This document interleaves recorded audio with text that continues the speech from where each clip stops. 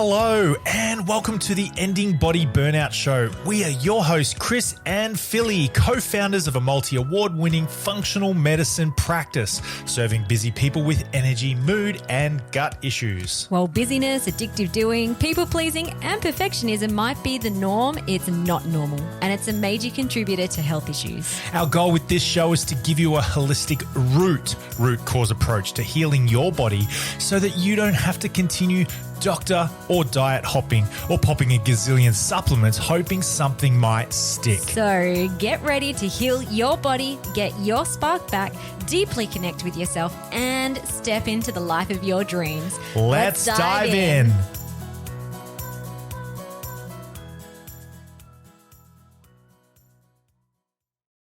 Hello everybody and welcome to this episode of the Ending Body Burnout Show. Your hosts are myself, Chris, and this Are is you being Philippa. serious? Absolutely. Okay. No second takes on this one, ladies and gentlemen. Today we are...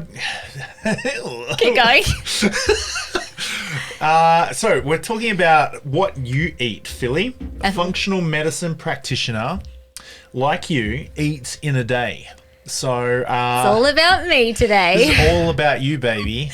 I'm sure you can pop in your 2 cents worth around what you eat. Let's I think, okay, so the reason we're doing this, we were talking about this off air just before, is a lot of our clients ask, what do you eat? I want to be like you. I want to be like you. Well, it's not necessarily that. Sometimes it's just like if I can understand what you eat, like one of my accreditations also is a clinical nutritionist and nutritional medicine practitioner. So, often, especially new clients, are just so confused. They're so confused because there's so much nutrition advice out there. Yeah. And so that question isn't, I want to be like you. It's a curious question around, well, what do you eat? And it's almost like a permission piece too. So it's like, oh, if I can understand what you eat and how you eat and when you eat. Then I could be just like you. No, stop saying that. It's not about people wanting to be like me. Then I can just be the best that I can be. Well, it's a self-permission. Like I've experienced that myself too. I can't think of a food example right now, although it definitely would have been in the past when I was like trying all the different types of eating. But sometimes it's like, how do you be? Like, can you give me a practical example of what that looks like? Oh, okay, now I can see it, which then means now I can try it on and see how that feels for me. So I hope that this episode, that's one of the reasons why we're doing this episode. Try this on and see how it feels for you. And also, I'm going to be talking about me, Philly, personally. We all have different metabolic types. We all have different, like our physical body has different needs and different wants, and it responds to different types of food. So this is in no way saying you should eat like this. But I'm going to give you some little seed questions. And Chris, this is why Chris is on this episode. He's going to curiously ask me questions as well. To help you, the listener, ask similar questions to yourself around how you eat, and it's really about building up body wisdom. And also, so sometimes I'll also have clients say, no, this will be for new clients. So the first connect the dots initial consult, we go over their whole health history and there's heaps of information in there. And one of them is a food diary. So it's kind of like, generally, what do you eat for breakfast, snacks, dinner, lunch, da-da-da-da. How much water do you drink? How many beverages do you have? And this is always the piece of a connect the dots where people will feel shame or guilt, even if they're eating really well. And it's almost like I don't eat as good as you. And I'm like, you don't even know what I eat. And so I want to do this episode too, just again, to like break down this myth that we have to eat perfectly all the time to be the healthy and best versions of ourselves. And what even is healthy anyway? It's going to be different for everyone. And then that just allows you to be able to relax, surrender, have self-permission, start talking with your own body around, like maybe that piece of cake once a week actually is totally fine. Like, what does your body say? So you can start just breaking down stories and angstiness that you might have with the way that you eat. I think also like understanding before anybody goes into listening to this one, just have a quick reflection on what's your point, what's your purpose, why do you even want to ask that question, you listener, why do you want that, what's your purpose, what's your intent, what do you want to get out of eating, you know, because you're probably wanting to be healthy and not so much wanting to be I don't know, something else. If you're trying to get stronger or faster or leaner, you're going to have different eating goals to what we're going to talk about today. We are talking about eating for general well-being and being the best version of yourself, having a healthy relationship with food. Yeah. Not so much to go on any specific nutrition diet protocol. Yeah. That's correct, right? Yeah, exactly. So it might be, you know, if you have like a real specific performance goal or adrenals or healing a mitochondria. specific body system. I'm not really going to talk about healing diets and that sort of stuff today. So this is the intent of this one. Yeah. So don't get confused. Yeah. Also, another intention is just to give you some really practical ideas of what to eat. Again, this came from another client who was just like, I'm kind of stuck. I don't know what to eat. What do you eat, Philly? So I'll give you some, you know, I'm going to go through everything that I eat throughout a day to hopefully just spark some ideas around some new ways of eating. Or maybe you are eating certain things and you're just like, oh, wow, I almost eat like very similar to Philly. Oh, okay, cool. Like it's that self-permission piece as well, that what you are, I'm pretty sure whatever you're eating, well, no, I'm not going to assume anything. Okay. Backtrack. Okay. So, I love you. So before we talk about what a functional medicine eats throughout a day, I'm just going to a functional medicine practitioner eats throughout a day.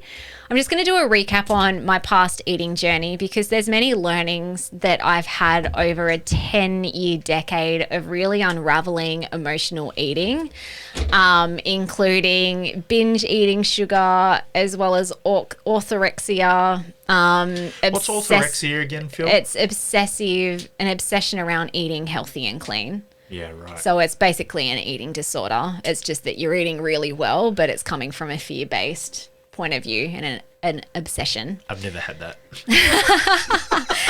Actually, if you do want to listen to that whole story, my emotional eating journey, it is in episode 10, so a very early podcast that you can check out in the show notes. I've linked to that.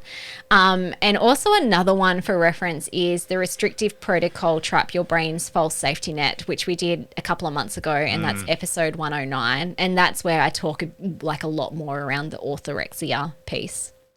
Okay, so it has taken me a while to get to where I am today with full self-permission to eat how I want in a way that serves me both physically and metaphysically. So yeah, back in the day, probably like 13 years ago when I started my initial health journey, it was very much, I realized that I was just addicted to sugar. So eating all the sugar, and then I started looking into nutrition as part of like my own health healing journey. And I realized that sugar wasn't great, but I still wasn't able to give it up. I was still addicted to it, and I became a closet sugar eater. So, you know, I'd put on a front. I'm like, I'm so healthy. Yay. Go to a social event and like literally hide cookies and cake in my bag. So I wasn't eating it in front of other people, but I'd eat it away by myself. Then I eventually got to a point where I just went cold turkey. I'm like, stuff it. This is sugar and this processed food. It's so inflammatory. So I'm going to be super restrictive. I'm going to be 100%. I'm never going to eat it again. And that was my orthorexia stage. And then you were very blamey, pointing fingers like, you shouldn't be eating that. McDonald's is evil. Oh, and also family dinners and like... very preachy. Family kind of... People felt like awkward eating sugar in front of me and processed food. Your beautiful mum, I remember just having conversations and around like, is Philly allowed to eat this? Aw. Is she's so sweet, so lovely. Yeah. Yeah, like people bending backwards, making sure that I'd be okay to eat this thing. Philly, I prepared It's this like, for you is as she well. okay to have butter? And I'd be like, no, butter's dairy, so don't put butter in the mashed potato. And then it was actually a lot of retraining them to treat me to like loosen up. So when I then loosened up and I started rewiring my brain to eat all the foods again, that was really beautiful, because then I'm like, wow, I actually have freedom to eat what I want, when I want, however I want. And like my general tendency now is 80-20. But for people who I trained to not feed me the foods, I then had to retrain them to say, no, it's okay now. Like, it's safe. I'm totally fine. I can eat all the food. I'm really excited to eat your food. Give me whatever food you want. As long as I don't have to make it, it's great. And then me and your mum are just like, is this a test? Is this a test? Oh. Are we in trouble? It's like, is this going to mean we don't love you if we put butter in the mashed potato? So the thing that was the driving force, and this is how I live my life in terms of nutrition and eating, is through this frame. A healthy body should be able to eat all healthy things and eat sometimes foods every now and then without a reaction. So that is my North Star. And that's really where we would love to get, we'd love to get all our clients to get there as well. And family. And our family, yes. Okay, and I really do feel like these days, I feel like I have a really lovely relationship with food that isn't fear-based. It feels free, it feels easy, and it's also supporting and nourishing my body physically and also my soul. So this is where I actually still say I'm an emotional eater, because I eat foods that serve me physically, but also emotionally. Like sometimes at a social event, I want connection with people. Yes, for sure, I can have that with conversation, but I think food is such a beautiful way that we can socialize and connect as well, and that's really important to me. I actually think that being an emotional eater isn't a bad thing. No. You know, like I love Avatar, you know, where Mawea Tukan, where, and it, you know, that.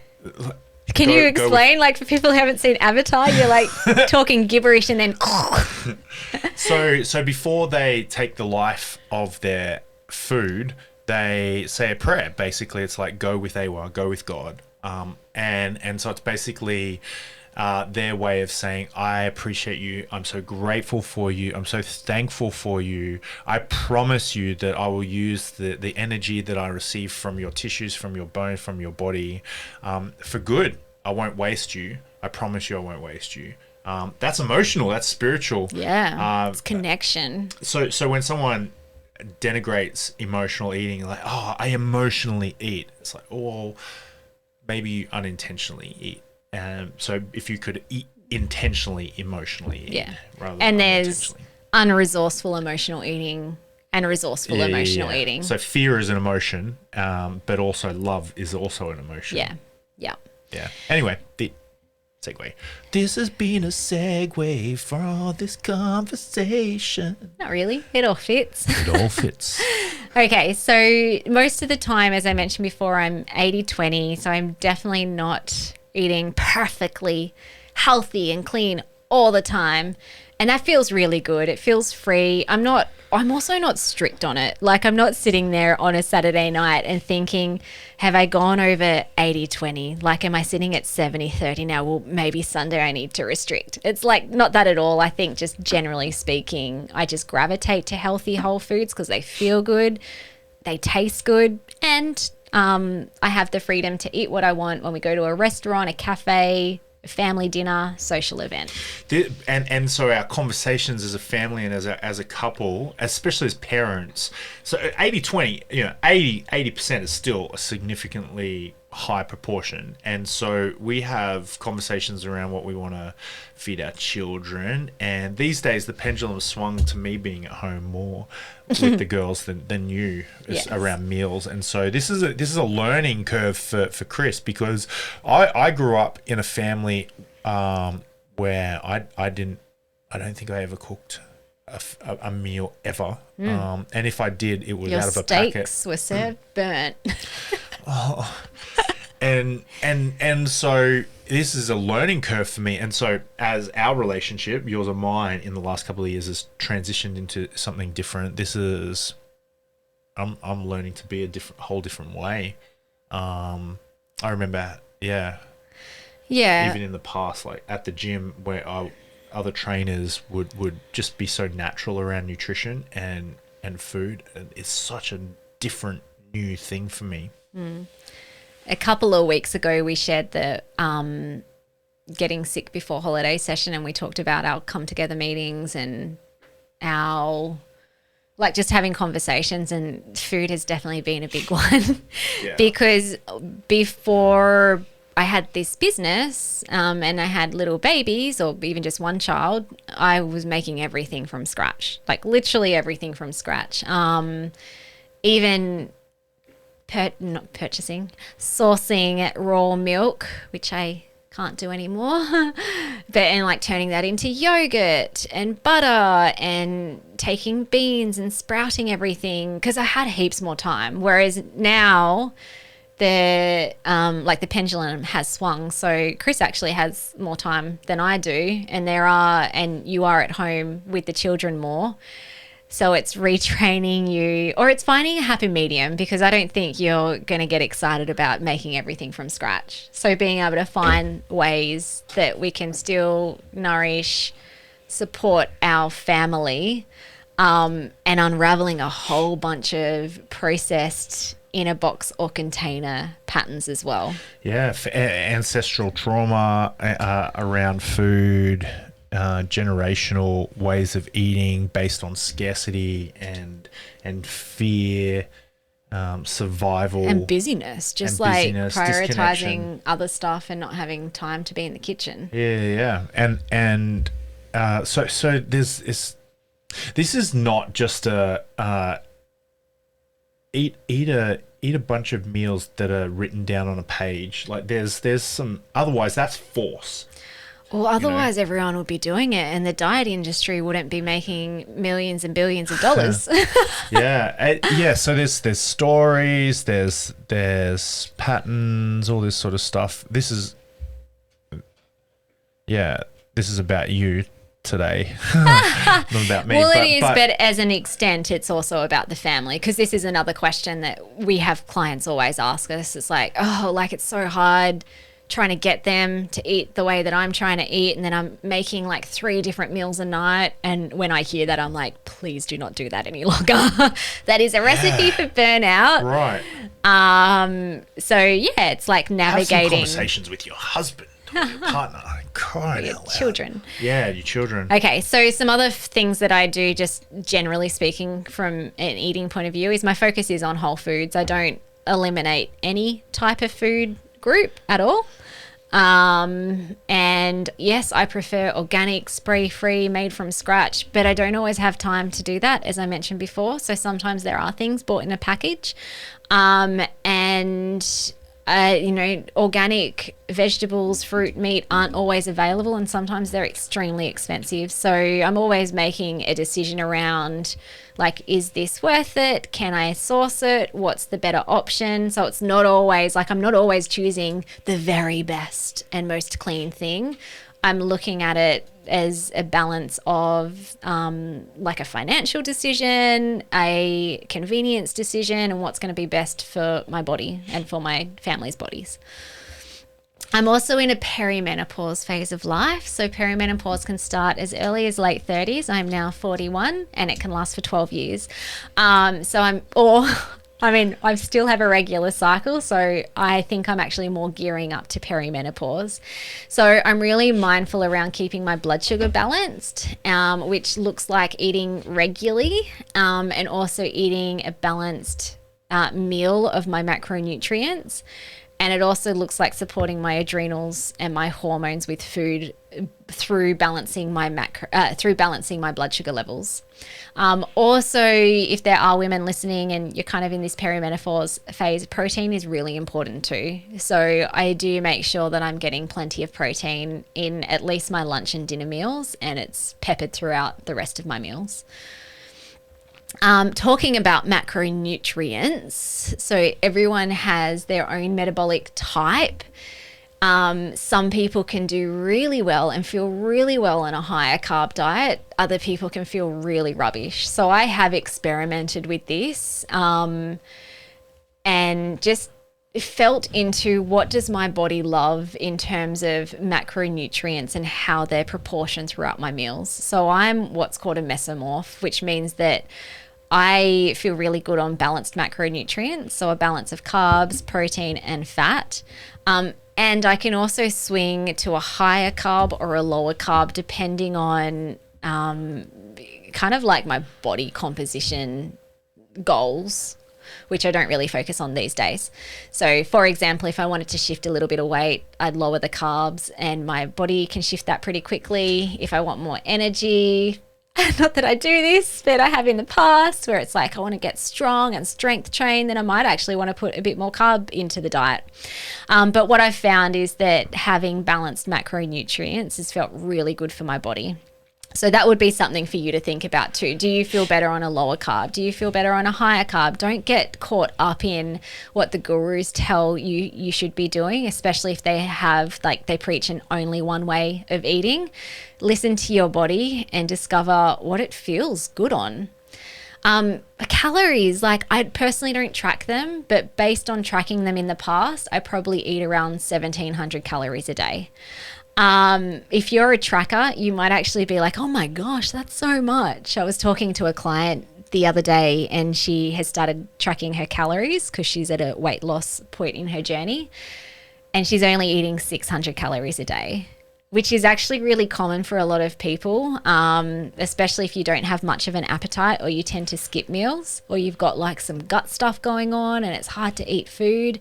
That puts your body into starvation. And I know if I was eating that amount of calories, I would feel really crap. Like I would feel blood sugary, I'd feel angry all the time, I'd feel irritable, and it wouldn't be doing any good to my adrenals or my hormones.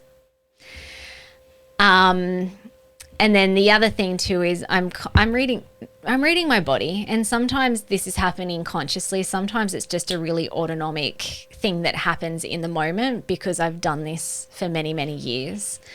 And so and this is more so when I'm at a cafe or a restaurant or at a social event and there's all the things to choose from. So the first thing that I run through my mind is, do I really want that pavlova, for example? Like, does it look exciting? Has it been made with love? Is it a piece of artwork? Does it look lovely? So it's kind of like, for me, when I'm choosing to have that food, it's less around the taste and it's more around the excitement that it can give me. And if it's like, yes, I really want to have this, this feels really exciting, then I tap in with my body as well. So how is my body feeling today? Now, if it had, let's just say I didn't sleep very well that night and my body was feeling a bit achy, a bit inflamed, or maybe I noticed that my cycle was a bit longer than usual, or my skin was like breaking out, they're signs of inflammation. So generally then I'd be like, oh, my body's saying no though. My body needs something really nourishing and restoring right now. Okay, cool. Well, I'm going to opt for that. But if I feel really good and spacious and balanced, then it's like, cool, my body's going to be able to detox whatever it doesn't need from that pavlova with no symptoms. It'll be fine. So again, that's a little piece that you can start practicing as well. It's like, do I really want this from an emotional point of view? Like, am I just wanting it just because it's habitual? I'm salivating, craving over it, but you know what, at the end of the day, I don't really want it. Then it's like, well, why have it? And then checking in with the body as well. Is your body saying yes, or is it saying no? Okay, cool. So that's like intuitive eating in a really resourceful way. Okay, so I'm going to go through just general meals that I have. And I'm a bit of so in our practice, we have two different ways of eating. You're either a salamander or a cat. So we have heaps of meal plans that align with different healing diets in our ending body burnout method. And the meal plans are like literally like, here's the cat meal plan, here's the salamander meal plan. So the cat loves variety. It gets really bored. Like this type of personality gets really bored eating the same thing over and over and over again. Whereas the salamander is very happy to eat the same thing over and over and over again. I'm a salamander, which kind of makes it easy in terms of like meal prepping and planning, because I don't feel like I need heaps of variety with my food as long as I enjoy it. My body feels good on it. It's nourishing. And there's a little bit of excitement. It's pretty good. So in the morning, when I wake up, my appetite is ready and going. So if you wake up without an appetite, that is not a badge of honor. It's actually a sign that your body's waking up really stressed out, and that it's sending the signal. So yes, yeah, your body's stressed out, so your appetite shuts down because you can't digest food.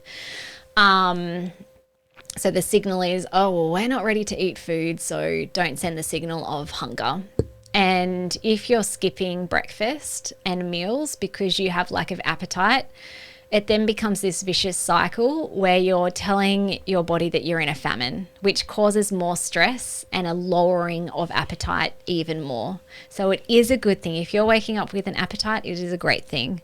And generally speaking, I'll eat within 30 minutes of rising. I'm not a faster. I don't like it. I've tried it in the past. My body doesn't like it. I thrive on eating regularly every 3 or so hours. So I'll eat breakfast in the morning, which is really great for the adrenals and the hormones. And brekkie is usually eat around 7:30, 8:30 a.m. This is because I like to sleep in. Actually, I don't sleep in. It's just my natural waking time. And I do like to eat within that 30 minutes upon rising. So my usual breakfast, like my two main go-tos are either Primal Alternative toast with some peanut butter, super yummy. If you haven't heard of Primal Alternative, check them out. They have beautiful grain-free bakery goodies. So it's all made with whole food ingredients, and essentially it's toast, and it's super yum, and it's so nutrient dense that even that one little bit of toast with some peanut butter smothered on it is enough to keep me going until lunchtime. So I don't need a big portion at breakfast. Usually my breakfast portions are quite small. My other go-to is just some muesli with a bit of dairy-free milk. And usually this is purchased. So we usually buy Carmen's, which if you look at the ingredients, most of it is whole food. There's a couple of ingredients like maple syrup or sunflower oil, like the quality of it, I'm not 100% sure because it doesn't say whether it's organic or pure, but this is what I mean by like I'm not perfectionist in my eating. Sometimes when I'm going over someone's food diary and they might have muesli and I just ask a bit more questions around like, what is it? Do you make it? Is it a brand? They kind of feel a bit awkward if they've purchased it from the shop. I don't feel awkward that I eat Carmen's muesli. My other go-tos, which might be like 10 or 20% of the time, would either be porridge with some nuts and seeds, and what else do I put in porridge? Or like stacked smoothie blends. I'll chuck in some of their whole food blends into the porridge just to bulk it up a bit. Or I might have a smoothie, which my rule of thumb is always protein, carbs and fats. So I might put in some peanut butter or some coconut oil or cream or some yogurt for the fat. I'll have some sort of fruit for the carb, and the protein will usually be a protein powder. Or I might have some coconut yogurt with a sprinkling of muesli on top and maybe some berries or some chia seed pudding. So that's my go-to for breakfast, and I'll usually eat on the go. So again, like, if we think about what the gurus say and, what I might recommend to someone who's got really bad digestive tract would be don't eat on the go. However, I'm a mum. and I'm getting my kids ready for school, and I'm getting their lunch boxes done. I'm getting myself ready. I'm putting my makeup on. I'm unpacking the dishwasher if I feel like I want to. And so usually I'll just eat breakfast as I'm doing that. But I actually quite like that morning ritual. So I don't feel like I'm stuffing food into my face unintentionally or unmindfully. It's just the routine that I have. And if I'm not heading out in the morning, like to go to the clinic, for example, I'll have a sauna shortly after eating breakfast. So during that time, I'll drink heaps of water. And then after the sauna, I'll usually have some electrolyte minerals and maybe some extra magnesium in that water. I'm actually thinking of switching to coconut water post saunas just to get some more minerals into my body. I have a question. So sometimes when I listen to people do these sort of things, that what's not explicitly clear is the intention. And we front loaded this by saying, if you're on an adrenal diet, this is not an adrenal diet. If you're on a weight loss diet, this is not a weight loss diet. If you're on a mass gaining or this fat is actually loss, an adrenal diet. Like pretty much everything I eat is the way that delete backspace to support the adrenals. Well, whatever. Anyway, what I'm getting at is this is the intention. Well, you're not doing this to heal your adrenals, like is what I'm getting at. But it's to support it. But it's to support it. So what is your intention for when you talked about? Let's just backtrack up. We were talking about your routine. And for what you eat for breakfast, why do you eat that sort of breakfast? What's your intention there? Well, I want to make sure I have breakfast so I'm not blood sugary and hyperglycemic, which then put more stress on my adrenals and my hormones. So it's for energy balancing and just because I love eating, so I'm going to eat. But also there's fats, carbs, proteins in most of the meals that I just talked about. Depending on what it is, it might be less protein, more carb, but it's getting my macronutrients in. Yeah. Okay, so cool. It's not just eggs, for example, because I don't actually think I would feel very good if it was just scrambled eggs. My body would kind of be like, where's the carb? Yeah. Yeah, cool. And then my thing around the sauna and then making sure I'm getting heaps of water and minerals is because if I don't, I feel really crappy for that day. And can you, I know you and I have talked about this before, but listeners probably don't know, but why do you do sauna? I love it. I don't sweat very well. And I know there's a lot of people out there, especially women. I find a lot of women clients say, oh yeah, I find it really hard to sweat. Like I'll exercise or I'll have to sit in a sauna for 10 or 15 minutes before I actually break a sweat. That's the same as me, just naturally. Traditionally, I haven't sweated very easily, and so then the sauna helps with detoxing lymphatic flow. It's been awesome since I've been doing it regularly for the last 6 months since we've had a sauna in our home. But what I did notice earlier on is that because it was such a dramatic and regular physiological change to my body with eliminating all this sweat and the minerals and nutrients that come with it and the toxins, whereas if I wasn't replenishing that during and after, I would feel quite flat and kind of irritable. And if you Googled that, it's that's just a sign that you're detoxing. Yeah, it would be if it was maybe for the first 1 or 3 saunas, but if it's a pattern, you need to replenish. I needed to replenish the stores back into my system. Cool. Okay, so I don't have morning tea because my breakfast is a little bit later.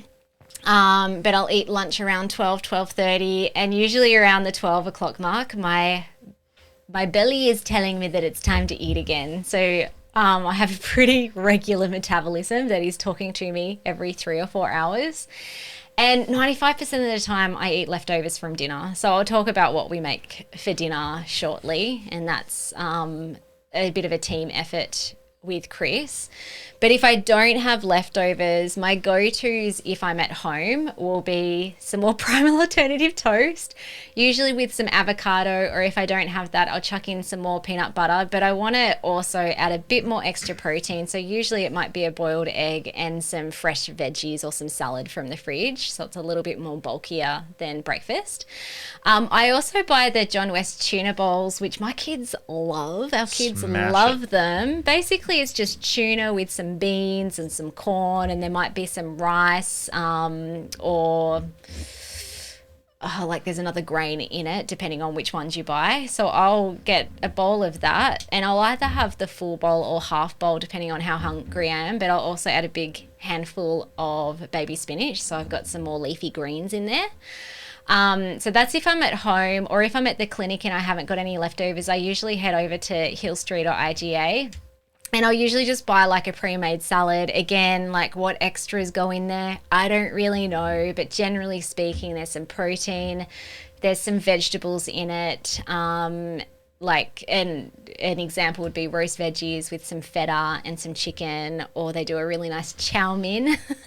They do stir fries and sushis. And sometimes I just really want a chunk of meat. So Hill Street do these like really massive sausage rolls, which is a little bit of pastry. Again, this is my 80-20, but heaps of meat, and they're just really yummy because they chuck in so many herbs and spices into it.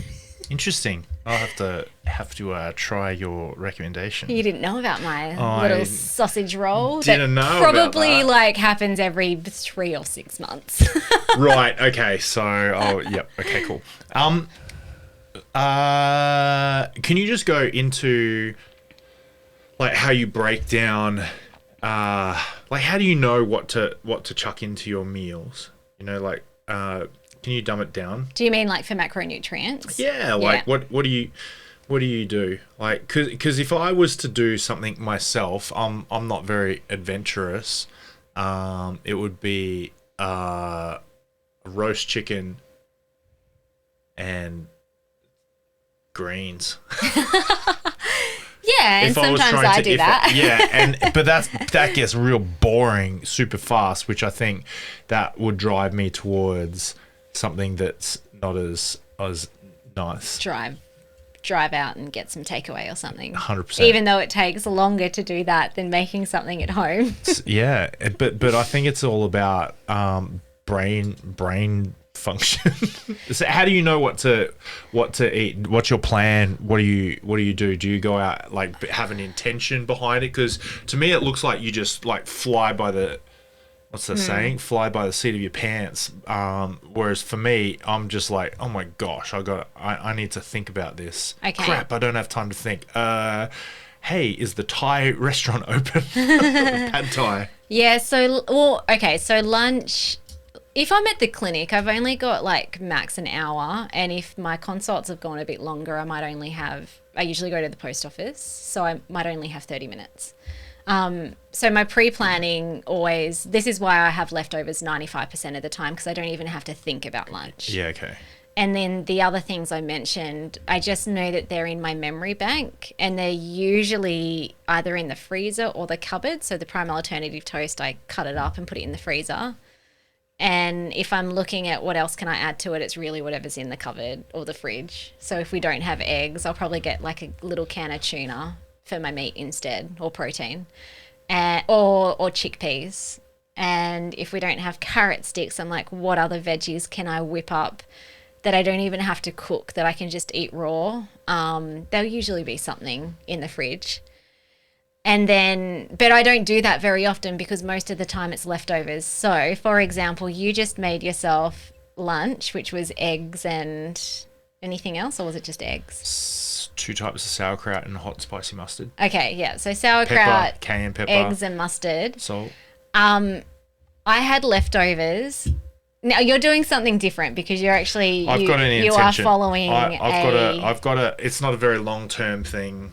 This is going to be just a real short term thing. Yeah, like higher protein. Yeah. But this can be a pattern for you sometimes. Is like you make like dinner or lunch, and then I open the fridge. I'm like, there's so much leftovers there.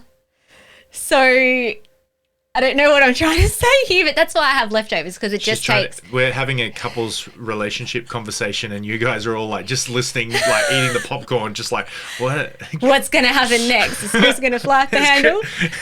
So my question to you would be, why do you do that? Is it because you're not looking inside the fridge to see if there's any leftovers, or you want something fresh that's made, even though it might take you 30 minutes and your stress levels are high because you don't feel as natural in the kitchen compared to me? Can I? Yes. Or is it because it's like, oh, I definitely know in the past that I used to get angry at you when you ate things. This is like the controlling old patterns of don't eat my things because otherwise I'm going to have to make something different. So I don't know if that's just a subconscious pattern that you don't eat the leftovers because in the past, this is going back years, by the way. I'm scared. I've got trauma. I've got PTSD from my wife, like getting mad at me for eating her food. When we were dating, Philly came over my house and she was doing like a little weight loss. Oh yeah, this protocol. is before our wedding. So I wanted to like lose, I don't know, 5 kilos or something. Whatever. To look hot in my wedding photos. Anyway, I did the old, hey, can you pass me that over there? Yeah, and it did exactly what, I don't know if you're watching, and she did exactly the same thing. I looked away and I'm like, stole a little what? sausage or No, steak. you stole my only meat portion that I had that day, and I was on a very restrictive calorie diet. Delicious. Yeah, I got so angry. She got so angry, and I was like, "Oh, what am I getting myself into?" And that's the first time someone had ever done that. Got angry at you, I think, for you stealing their food, because I think you growing up, you used to do that all the time to your family, and they just thought it was funny. Yeah, my sister. But I was hormonal, starved. Oh man. I was in famine, so I was ready to like claw my way to getting that steak. He still married me. Still married her, and I still steal her food. And this is also why I love food and I thought you were going to say, regularly. this is why I love you. This is why I love food and I love eating regularly, because it helps my mood. Like if I'm starving myself and I'm not eating enough calories, or if I skip meals. When Chris steals her food, Or when she'll get angry.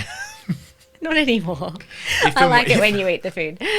Yeah. Okay, so my lunch is usually a smaller portion as well. So by smaller portion, it's a side plate, not one of those big, like a side plate rather than a big dinner plate. And I find that my digestion seems to feel slower during the day. So if I had a really big meal, and sometimes I do if I go out for, a cafe for lunch, I'll eat everything on my plate. But yeah, I just won't feel very good. It will feel like it's sitting really heavy. So that's why I choose to have a smaller portion at lunchtime, but I'm eating regularly throughout the day. Okay, awesome. Oh, just a couple of other things. So I mentioned breakfast, I will multitask because I'm getting myself and my kids ready for the day. But at lunchtime, I do like to make sure if I'm at home, I'll take my food out into the sun and I'll eat, and I will put away my phone and my laptop. So I'm just being present with my food. And similar if I'm at the clinic, although I usually stay inside. Okay, and then snacky snack time is usually around 3 o'clock, maybe 4 o'clock if doing something and I've forgotten that it's 3 o'clock. But again, I'm paying attention to hunger cues. So when I start feeling those early sensations of hunger, I'm like, okay, cool, it's ready for a snack. My go-to usually will be fruit and nuts. I just love cashews. So usually my nut of choice is cashews. Although recently I bought a massive bag of macadamias, which has lasted probably a month. And I've just finished off that bag, and now I went back to cashews, and I don't love cashews as much as macadamias. It's a catastrophe because macadamias are quite expensive. How long do macadamia nut trees take to grow? I don't know. I think we need to grow them though. Yeah, they're pretty big. They're a bit big. Maybe not for this property. We might have to buy a new house for it. That'd be cool. Yeah, and a piece of fruit will usually be just anything. Banana, apple, mandarin, orange, pineapple, kiwi fruit.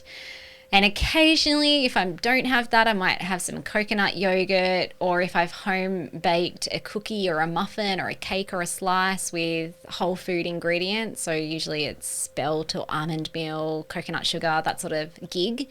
I'll have that. I also, and this isn't like an everyday thing, but I also love just a nice glass of kombucha in the afternoon. Especially when I've been on the computer doing, like, whether it's consulting with clients or doing like podcasting or marketing or like high level mental work. Something yummy. My body just wants kombucha. And occasionally I will crave salt in the afternoon. And if I'm heading to the shops to go to the post office, I'll usually stop at Woolworths. What was that? Oh, okay, here we go. And I was like, what is this? And get little... a salty bag of plain potato chips. Just saying. Again, that's not a daily thing. It'll probably happen maybe once every 1 or 2 months, but sometimes I just want that salty hit, so I will give myself permission to have the potato chips. I know where you hide them after you've half finished the packet. Oh, I know. You guys always eat them, and that's okay because... Elsie was probably the more eater.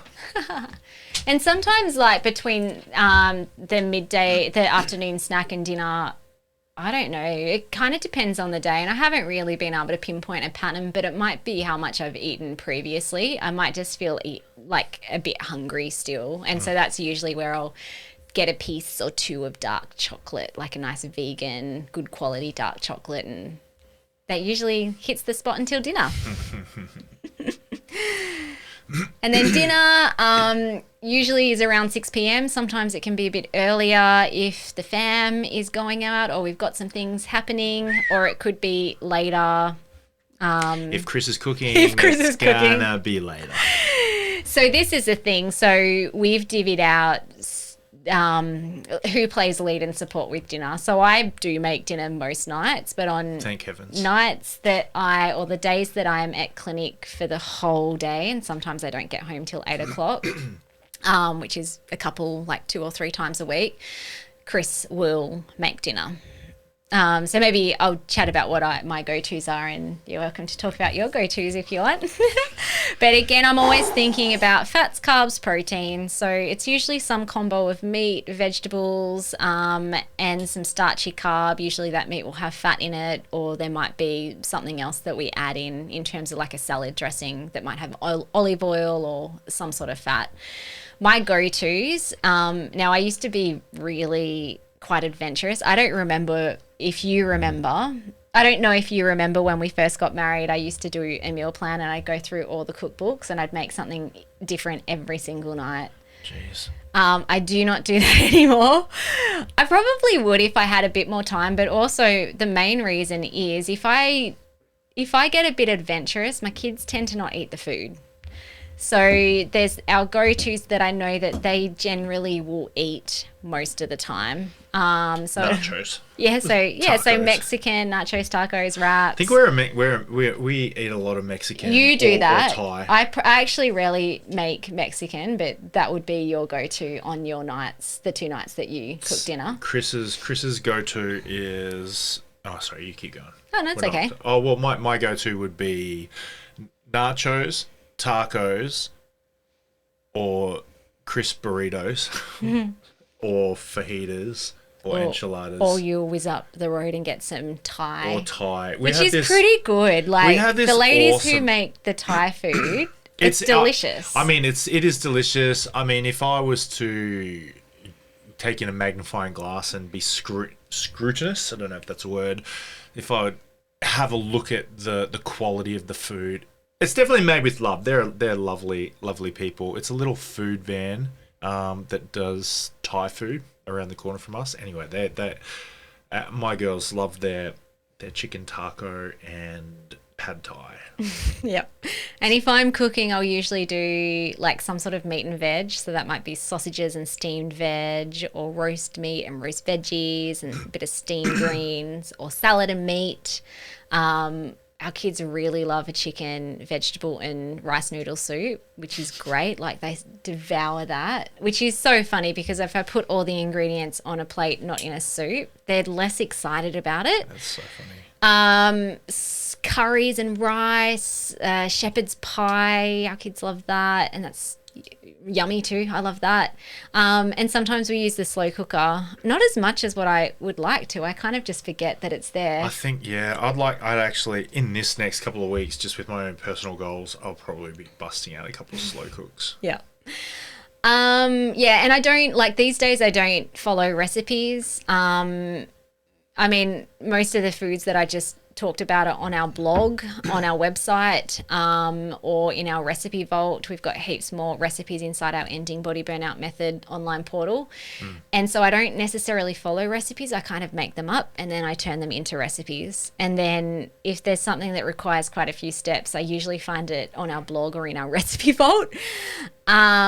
And when I'm purchasing food, I kind of purchase similar things each week. So I know what's in the fridge and what's in the cupboard. And then the night that I'm due to cook, I'll just open up the fridge and I'm like, cool, I'll cook that, and that, depending on what's left over in the fridge or cupboard. But there's generally ingredients for all the things that we just rattled off that we have for dinner. Except for I probably don't buy the Mexican stuff. Like tacos, you would whip up to the shops and buy that if you wanted we to live in a make it. very blessed location. There's a Woolworths or an IGA within. Oh, it really is within walking. Sometimes we actually do walk up. Yeah. I also, when I'm cooking dinner, will always make double, if not triple, the amount for our family, so that there's plenty of leftovers for my lunches and also leftovers for at least 1 or 2 dinners for the whole family as well. That's kind of like the way that I meal plan. I don't love spending the whole weekend meal prepping everything. It's just done. And it also means less dishes to wash, which is always a bonus. And I do find that my digestion seems to speed up at night time. So my dinner usually is a bigger portion. I could do like a full dinner plate, especially if we're out socially. I'll like have it all. But I have found, I don't know, maybe in the last year, I still tend to just have a full side plate, like one of the little plates for dinner as well. But it's usually more packed than what breakfast and lunch is. And we have a little ritual, my youngest daughter and I. So I would like, Chris, just publicly going to ask a request. I would really love you to sit at the table more with us while we're eating dinner. Chris often gets distracted with whatever he's working on, whether it's work or play. And it's like, Chris, dinner's ready. And I'll usually prep him maybe like 15 minutes before we're all at the table, because I know that it takes Chris's brain a while to kind of like switch to the next thing. That's like an ADHD thing. But even then it's just like, stuff it, let's start without him. But I'll usually sit at the table with Poppy and Elsie loves playing card games. So while we're eating dinner, we're currently, have been for many nights now, have been playing Skip-Bo, which is really cool because she gets kind of distracted with what she's eating, and I sneakily monitor and make sure she eats all the food on her plate, and she generally does. She's so fun. Okay, so that's dinner. There's been a little Chris and Philly come together on a podcast. It's been some. I knew I was walking in. It's a trap. It's a trap. General Akbar. I actually even said to Chris, "Do you want?" Like I said, I could do this one on my own, but I think it would be interesting to have you. He's like, I could do this one on my own, but you know. And I'm like, oh, that sounded. No, I said it would be more interesting if you're in here for the banter. Such a good job, Chris. You probably. Okay, let's talk about dessert. So, because I look at what people eat a lot, I'm actually really surprised at how many people don't have something sweet after dinner. Do we do. I do, and the girls Elsie do. definitely wants to have. What's for dessert? Yeah, we're always, the girls will be like, what's for dessert? But I'm also asking the same thing in my head as well. What's for dessert? I could live without dessert. Sometimes when you aren't here, I'm like, the girls will go, what's for dessert? I'm like, you can have some water. Water. Which is so funny because I don't feel like I grew up in a family that had dessert all the time. It was kind of maybe like once or twice a night. And I think it's maybe just because I love sweet stuff and I choose better options now, so I have no guilt around it and my body loves it. So usually around 8, 9 p.m. I'll have my last meal for the day. And it will either be... And it's Why are you being devious? You're like, devious? it's naughty. No, it's not naughty at all. I love it. So it's usually something homemade. Like our go-tos will be brownies, cakes, cookies, muffins, donuts. Again, if you check out our blog or our recipe Something on the blog. in our online portal, it will be something around that. And it's usually gluten-free, but not always. I use spelt flour a lot. Dairy-free, again, not always. Definitely refined sugar-free. It might even be like homemade custard or ice cream as well, just made with fruit and a bit of xylitol. And if there's nothing homemade, I'll either make something if there's time. If there's nothing already homemade is kind of like, they're ready to go, I'll usually make something. Or if I'm a bit tired or I don't know, like it's late, then my go-to will be some more coconut yogurt with a bit of muesli and nuts, or some more vegan dark chocolate. That's actually... Yeah, that's what I'll do for dessert is yogurt and frozen fruit. Yeah, you love that combo. And then if we go out, so... Mango, as long as it's mango. I don't mind any frozen fruit as long as it's mango. If we go out, so whether that's socially or, we're with the rest of our family and... We're all great cooks, so there's always like really good quality, Your yummy family things. is amazing cooks. That's the reason I married you, to be honest. I had one dinner at your mum's house, and Tony, Carly, everyone cooked, and I was just like, "That's it. Yeah, I don't care. She could be a mean person. I'm gonna eat here forever." So I'll use my body wisdom talk with myself in those scenarios. So if we're at a restaurant or at a family gathering, it's like, what's there? Is there anything like healthy, whole food, sweet wise? If there is, it's a no-brainer. I'll eat it. If there's not, I'll just check in with myself again. It's like, do I really want that? Does that look really delicious? Does that look like a piece of artwork? Was there a lot of love? And has it been homemade? And if the answer is yes, then I'll check in with my body as well. Like, hey, body, how you feeling if we were to have that panna cotta right now? And usually it's a yes, it's fine, go for it. But what I've found is it's just like ultra sweet. So if it's made with the refined sugar and, it doesn't have the healthy whole food ingredients, I find it really sweet because I'm not used to having it every day. So I don't know if you've noticed, but if we're at a restaurant and I purchase I order a dessert, I'll usually only eat a quarter or half of it. And then I get the rest. And then Chris or the kids get the rest. Man. And if I'm at a social event, I just choose what's the one thing that just looks really amazing. Or if everything looks amazing, I'll just do a slither of things. And I don't force myself to eat everything on the plate. It's like, when my body says no, that's enough. I'll pass it on. That's actually something that our family, except for me, is really good at, is not overeating. Our girls don't do that for dinner, per meal. Maybe quantities of meals and snacks. But Poppy and Elsie don't usually overeat in a meal. Yeah, okay. If it comes to dessert, though. That's a different story. Although I think actually it's more our oldest, and I think she's a lot better now. I think so, yeah. There was definitely a period of many years where she had no stop button. When we go out for dinner or we have a meal, it is rare that I don't have 3 little additional servings. I have mine and then yours, Elsie's, and Poppy's. Yeah, so sometimes when we used to go out, you would get say an appetizer and a main meal or 2 main meals. You don't do that anymore because you've learnt by now. I have to remind you every time. It's like, just get one thing. Old habits. Because highly likely that you'll also be getting 3 leftovers. This is true, guys. Okay, so that is what a functional medicine practitioner eats in a day. Welcome to our marriage. Hope you guys have enjoyed this. I just wanted to add a couple of other things just around digestive support because there are two things. And this is a leftover thing that I had back in the day when I was very burnt out, I had a lot of gut issues, histamine issues. I used to get really bad heartburn after everything I ate. Initially, it was histamine and more acidic foods, but it got to a point where it was just literally anything that I ate.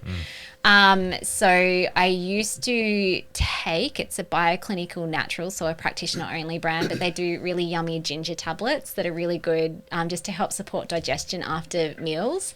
And I've carried on taking them after most meals just because they're really yummy and it just feels good. It's almost like an after dinner mint now. I'm not using it to try and band-aid or quell down heartburn because that just rarely happens these days. It's more, but I'm just mentioning it, especially if you do have digestive issues. The ginger tabs are great.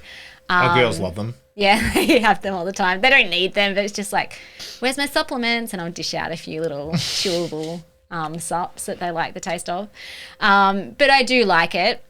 And also, I don't use these so much now, but in the past, apple cider vinegar or lemon juice before meals, digestive enzymes, betaine hydrochloric acid can be really good for stomach acid and just to produce your digestive juices before you eat. Nowadays, it's really just like being intentional with how I eat, and that helps me get into parasympathetic nervous system, stopping, breathing, saying a prayer, and adding sauerkraut to meals can be a nice digestive, supportive food as well. We have a beautiful Tassie brand called Love Your Guts. Shout out at Forth, Love Your Guts team. Caleb Robertson. Yeah. Oh man. Of whatever you guys earn per year, I reckon I've got 5% of that in my belly. You should join what's the word? Invest in their company. Fan club. Yeah, no, I love it. They used to make a water kefir, don't anymore, but I really enjoy.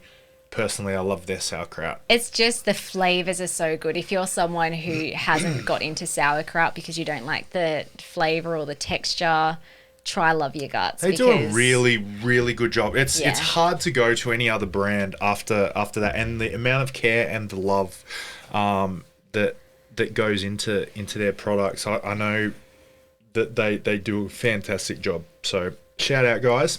I love your guts.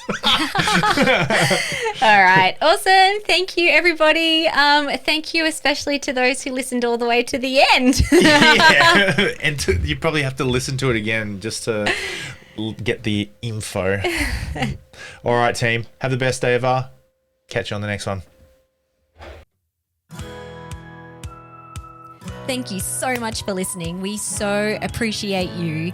If you'd like to give us extra smiles, drop us a review and spread the love by sharing this episode. You can also rate your own state of burnout and the root cause contributors by taking our Ending Body Burnout Assessment on our website. And if you're interested in learning about our group or one-on-one Ending Body Burnout programs, shoot us a DM via Instagram or Facebook. Have the best day ever.